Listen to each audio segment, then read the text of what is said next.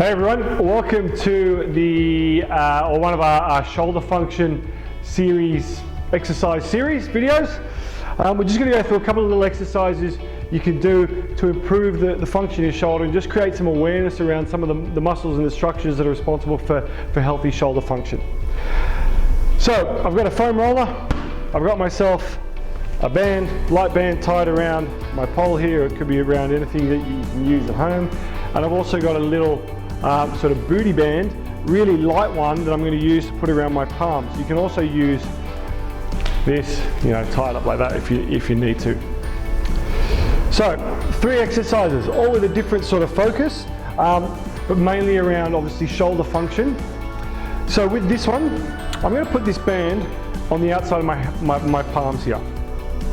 From there, I pull my shoulders out into external rotation, and I also push the hands out a bit. So as soon as I do that, you'll feel stability up through those shoulders, and you're almost pulling your shoulder blades into their sort of true alignment or their most sort of natural position where they want to sit.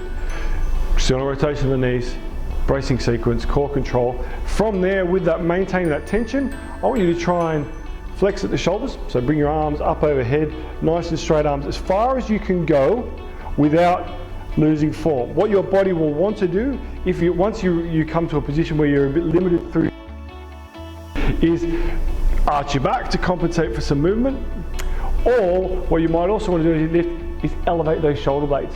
What we want to focus on is a bit of sort of upward rotation and downward rotation, a little bit of elevation, but not just jamming straight up around the ears there.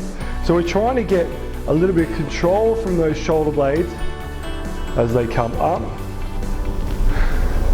and down. And so all those little muscles up around the shoulder blade, when you come down, relax. All those muscles up around the shoulder blade are responsible for helping that shoulder move up and down. They need to remain nice and stable and work together through this movement, maintaining your core control and really focusing on drawing them back and down and allowing them to rotate up as those arms flex rather than this happening. Okay, so that's the focus with that one. With this one, we're going to do a little bit of work on external rotation. Once again, doesn't need to be, I don't want it too heavy.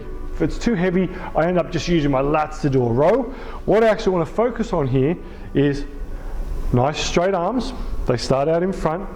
Palms, let's go palms back, so thumbs into the midline.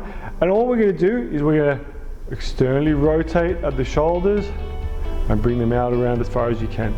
Once again, without arching the back, rotate out and in. So we're just working those rotator cuff muscles and also then combining them with the lats, rhomboids, and sort of traps.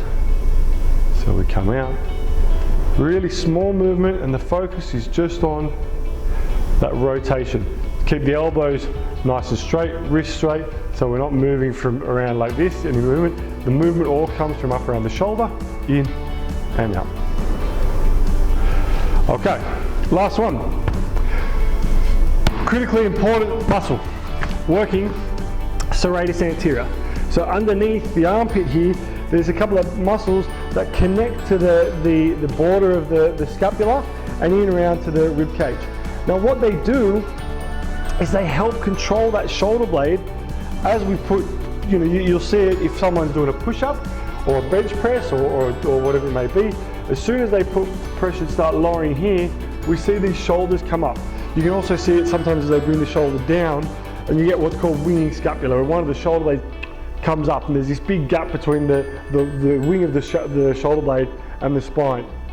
That's usually because of a weak, or not necessarily weak, but a dysfunctional relationship between the serratus anterior muscle and the nervous system or the scapula.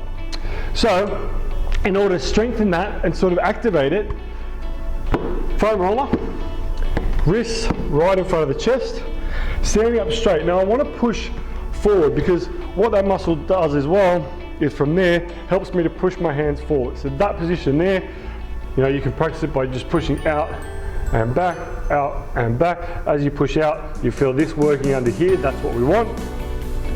So I can practice that movement by pushing my wrists in.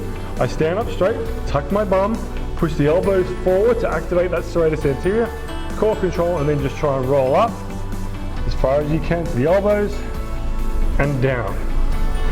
The whole time pushing my elbows forward into that roll at wrist forward. I'm feeling as I go up and down the little muscles underneath the armpits working to help control that shoulder blade as it goes up, and as it comes down we keep those muscles working as they come back into their neutral position. Really critical there. Common faults with this one, you'll see people stand too far away and just lean their body weight in, and I can do this, and the only thing putting pressure on that now is my body weight, or they won't be pushing forward with the elbows. I can do this, and basically I'm just rolling out a sheet of pasta on the wall. Not really doing anything. I need to be able to core control, push forward.